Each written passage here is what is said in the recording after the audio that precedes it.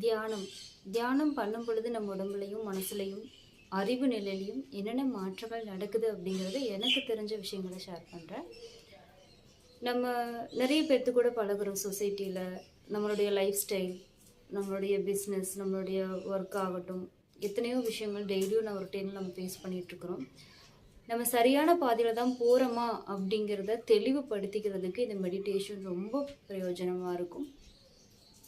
நம்மளை சுற்றி எத்தனையோ பேர் இருப்பாங்க, நட்புறவாக இருப்பாங்க, சொந்தக்காரங்களாக இருப்பாங்க, நம்முடைய க்ளோஸ் ரிலேஷன்ஸாக இருப்பாங்க. யாராக இருந்தாலும் அது ஒரு ஹெல்த்தியான ரிலேஷனில் தான் இருக்கிறோமா அப்படிங்கிறத தெரிஞ்சுக்கணும். அப்படின்னா நம்முடைய உணர்வு நிலை வேறு லெவலில் மேலோங்கி நிற்கணும். இன்றைக்கி இருக்கக்கூடிய காலகட்டத்தில் எல்லாருமே நடிப்பில் அல்டிமேட்டாக நடிச்சிட்ருக்குறாங்க. யாருடைய நடிப்பும் நம்மளால் கண்டுபிடிக்கவே முடியாத அளவுக்கு சூப்பராக நடிச்சிட்ருக்குறாங்க. ஸோ ஒருத்தருடைய செயல்களையும் வெளி தோற்றத்தையும் வச்சு யாரையுமே ஜட்ஜ் பண்ணவும் நம்ம அவேராக இருக்கவும் முடியாது. தியானங்கள் பண்ணும் பொழுது நம்முடைய உணர்வு நிலை மேலோங்கி நிற்கும். அது நம்மளுக்கு உணர்த்தும். ஒருத்தருங்க நம்மக்கிட்ட வந்து பேசும்போது பழகும்போது ஏதோ ஒன்று தப்பாக இருக்குது, ஏதோ ஒன்று சம்திங் தடுக்குதே நம்மளை அப்படிங்கிறத நம்மளால் உணர முடியும்.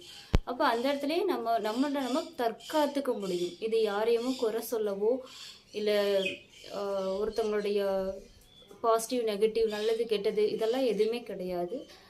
நம்மளை நம்ம சேவ் பண்ணி தற்காத்து நிம்மதியான ஒரு வாழ்க்கையை வாழணும் அப்படின்னா நம்முடைய சென்சிட்டிவிட்டி உணர்வு நிலை அதிகரிக்கணும். அதுக்கு தியானம் ரொம்ப சப்போர்ட்டிவாக இருக்கும். தேங்க்யூ.